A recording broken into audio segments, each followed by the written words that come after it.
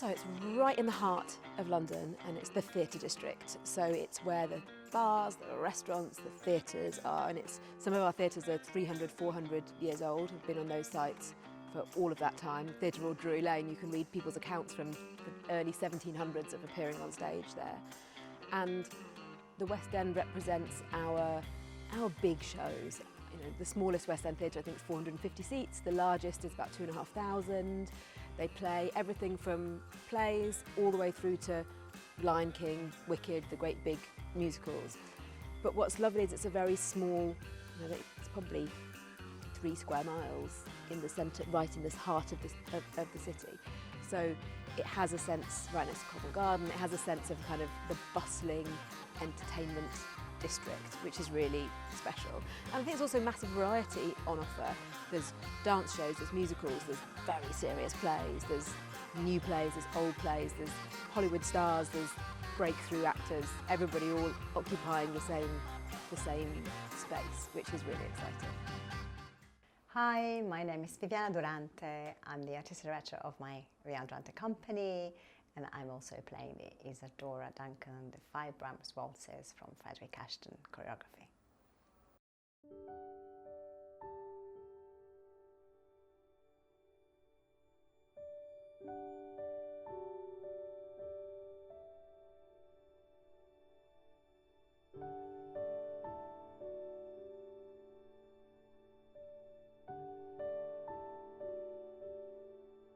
I was fascinated by her story and what she stood for in the ballet world, as an icon of the modern dance.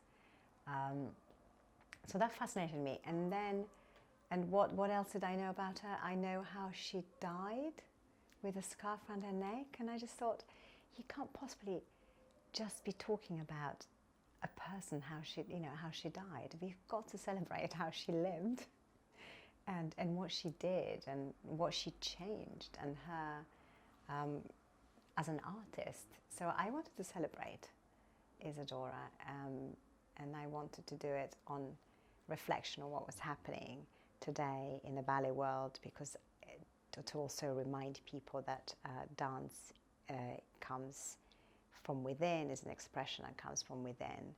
It's not just about steps. It's not just about learning steps, but it's about sort of describing or telling of an emotion that comes from within you. And I wanted to sort of bring this up at this moment where the ballet world seems to be going a lot towards sort of stressing on technique and sort of comparing dancers to athletes, which we are sort of athletes because we use our bodies and we do a lot of really hard exercises and with stamina, of course, but it is an art form what we do. And Isadora was an artist, and she was so against all the constrictions of like steps, classical steps. And so it was nice to just remind people through this program how liberating dance can be, and how you can the expression, like I said, it comes from within, and you can express all sorts of different emotions and remind people what those emotions are like through dance while you make beautiful movements. So for what I knew about Isadora at the beginning, I sort of wanted to celebrate, obviously her as an artist and her legacy. I was amazed by her character, of her legacy, because I was born and raised in Moscow, and I know that there is a special connection between Isadora and Sergei Yesenin, and of course I know that she had a Soviet passport, by the way, so she lived there for, I don't know, a few years, and she even opened her school, dancing school. I'm not quite sure that it still exists, but probably there are many ancestors who are really interested in her legacy. And if it would be possible to move this project towards Russia, that would be absolutely amazing idea, because I'm more than sure that it would be very successful project for our audience. She was the one that revolutionized, you know, that period with kind of different sort of movement that she was expressing through dance, and also her approach towards it, and also what she was wearing as well. While everybody was wearing shoes and tights and kind of dresses, and you know, she sort of went on the stage barefoot, nothing, skin, and just sort of like a scarf or something very flimsy on top. So yes, she did, absolutely. She was. So she was so much ahead of us, wasn't she? But kind of misunderstood at that time. So I think this, her work, her as a person or as an artist person, woman, would have been sort of taken differently nowadays, I think, with how, you know, obviously, like you're saying, the world is changing and women have, you know, more power to do certain roles and certain things, and, you know, sort of approach their life and their work differently. So it's a celebration of that as well. It is not a political piece at all, because I didn't want to go into things like that. But it is. I did choose to be all women in the show to sort of like celebrate her. She was a woman with a voice of a woman. So that's why we're all women.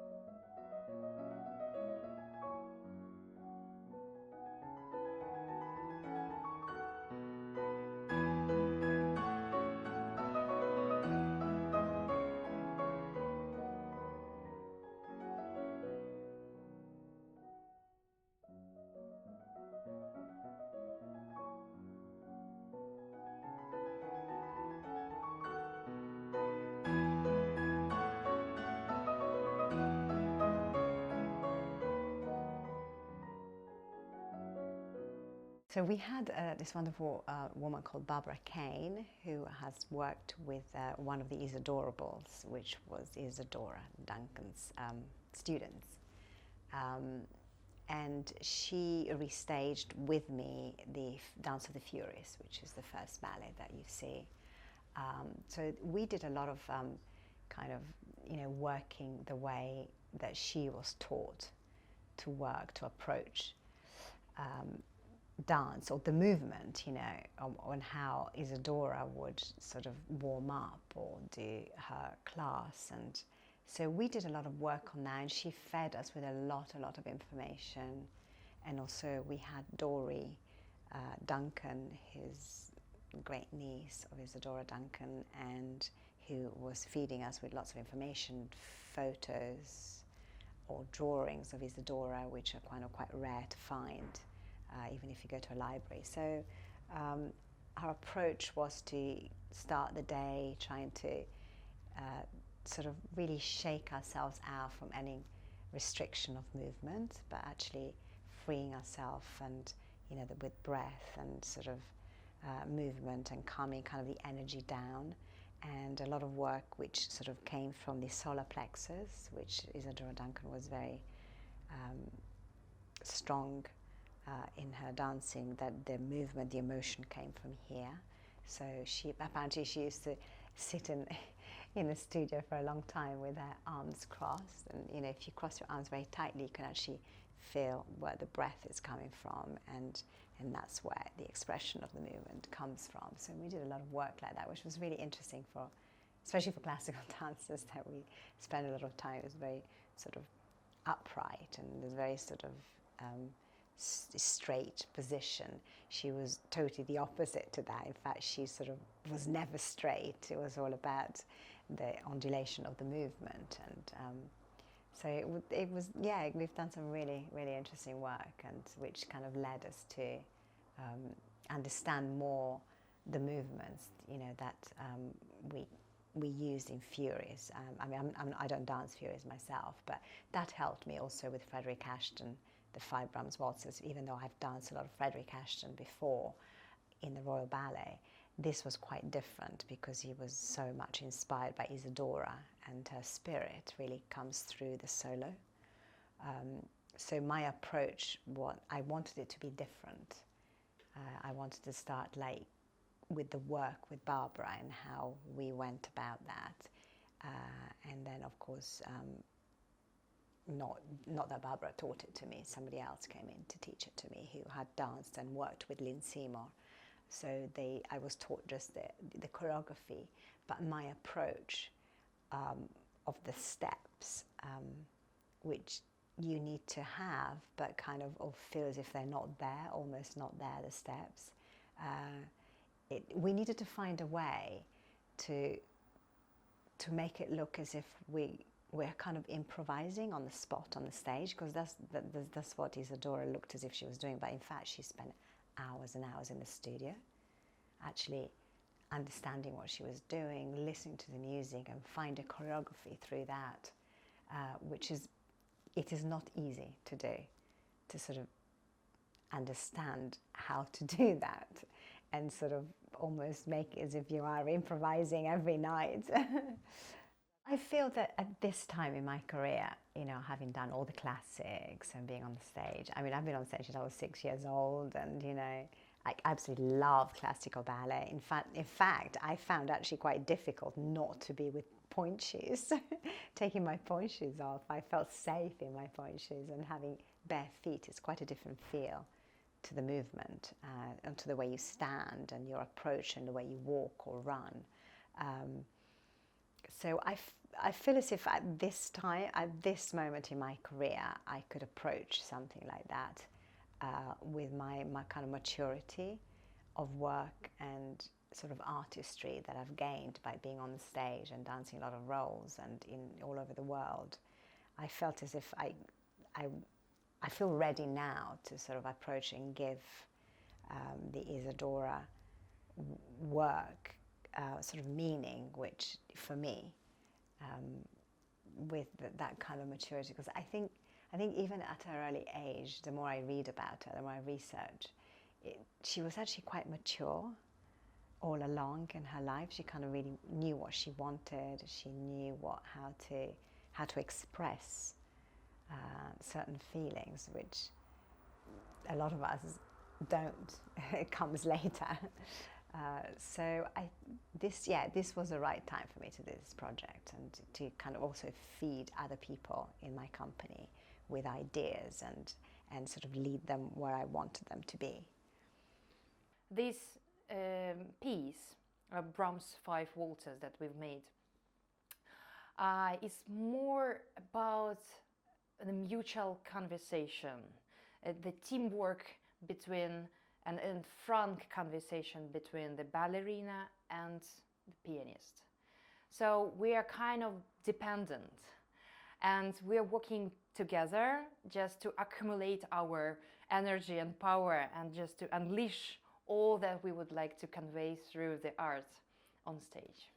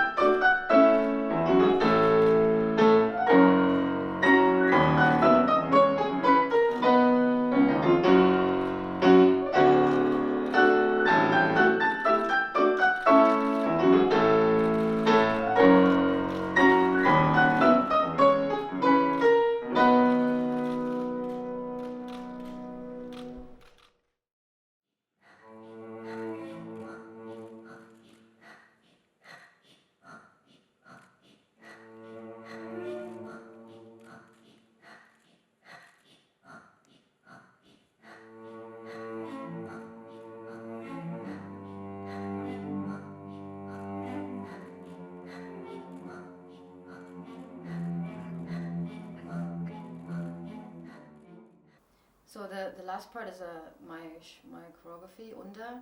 And first of all, I made a big research about Isadora Duncan, like who is she, what was her art, what was her philosophy, who was she as a woman in those days, and then reflecting that on who am I as a choreographer now, and how can I connect myself as an artist to her.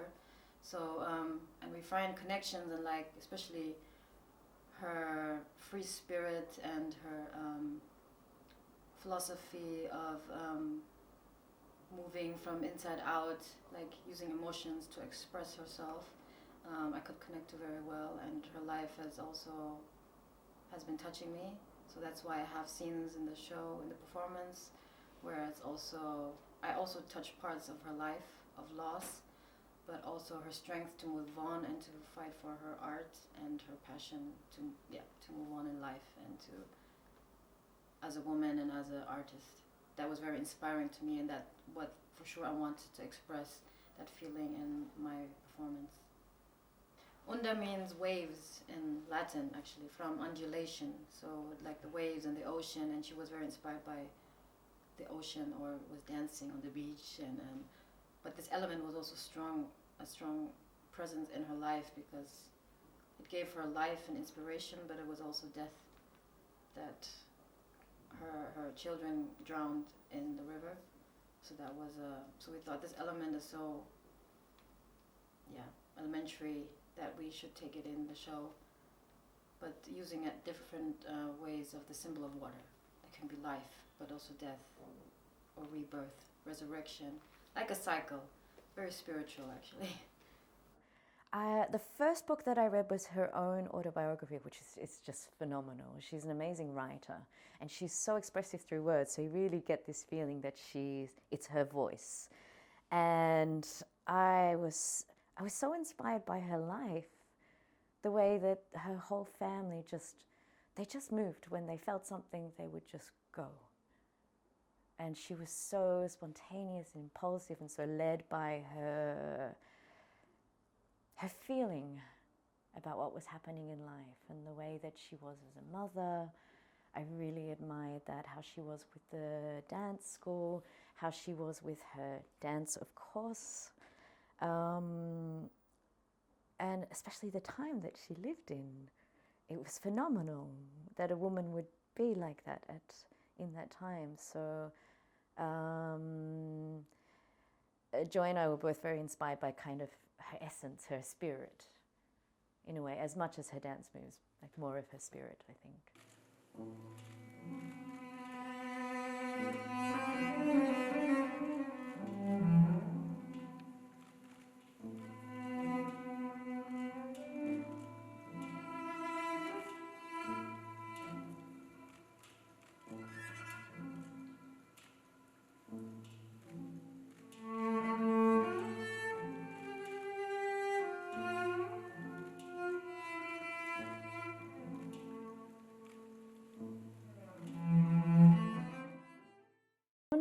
Is very much about women of today, and I guess celebrating creative women of today, as Isadora Duncan was very much a pioneer of her time. So we're kind of celebrating how we are as women these days, I guess. So, and it's not a political piece in that way. It's not we're not flying the feminist flag, but we're really celebrating each other in a very collaborative way. And I think the piece really lives from this energy. In terms of the rehearsal process, so I actually started composing some of the music in December before the rehearsals began.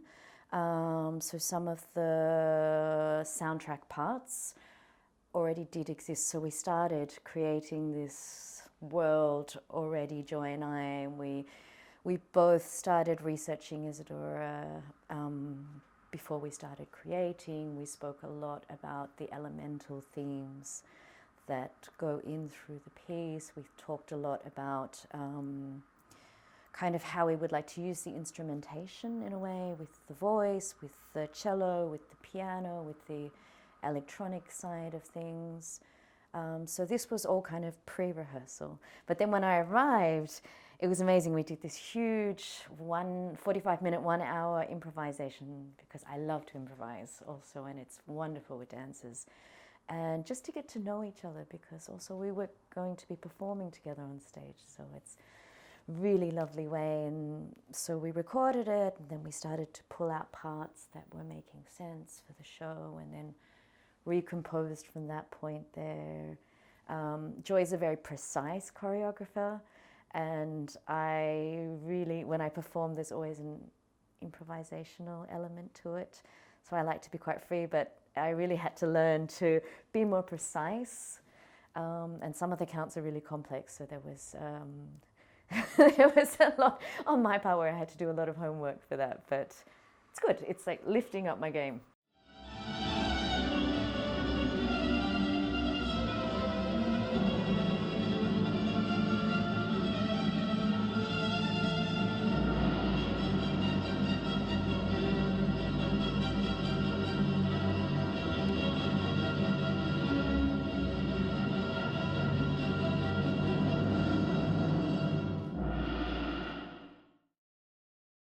I think that the two genres are merging a lot more than they were then. In fact, I think we're kind of feeding each other.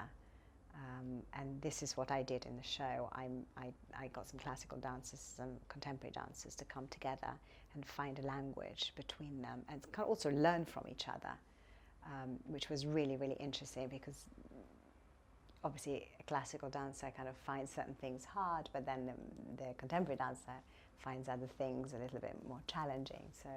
So that was a wonderful process, and I think this is happening a lot more, especially in big companies in the world, big classical companies. There's a lot of contemporary work, contemporary choreographers, coming in and sort of wanting to use classically based dancers to move differently or to approach the dance in a different way, which I find very interesting. And I think it's a general thing, something of you work hard for something to achieve something, you put so much energy into something, and then you sometimes lose it, and you have no control of it.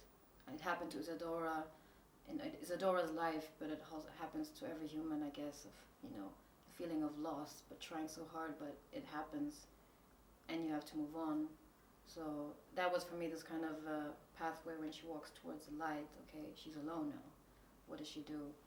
And it was beautiful, created with the lights, and then for her going back into trying to, which leads into the memory. So she's reflecting on what happened, and by the loss of her children, but also losing, because she was building up schools in Europe, trying to push and teach students, and it was very hard to realize that.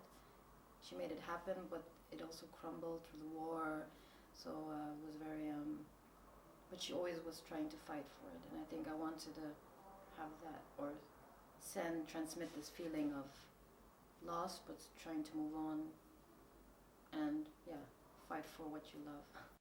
I also know that on this production there's 3 of us who are mothers, who are working mothers, who are still working and creating and having this balance between having a family, which is also a part of being a woman, and also being able to be creative and be on tour and have all of these elements. So, and Isadora was a pioneer in that, absolutely. So big thank you to her for that, definitely. And we're less pigeonholed into what we should be as women.